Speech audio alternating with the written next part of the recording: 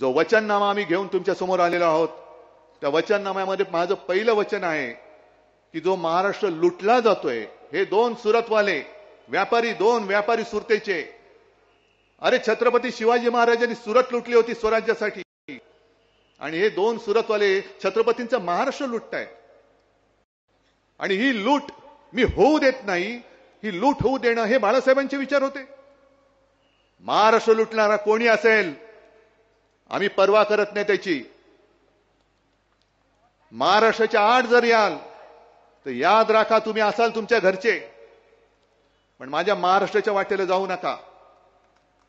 महाराष्ट्रातून जे जे वैभव तुम्ही लुटून नेलेला आहात, इंडिया आघाडीचं सरकार आल्यानंतर ते सगळं लुटलेलं वैभव मी पुन्हा नव्याने जोमाने या माझ्या महाराष्ट्राला प्राप्त करून दिल्याशिवाय राहणार नाही, ही माझी शपथ आहे.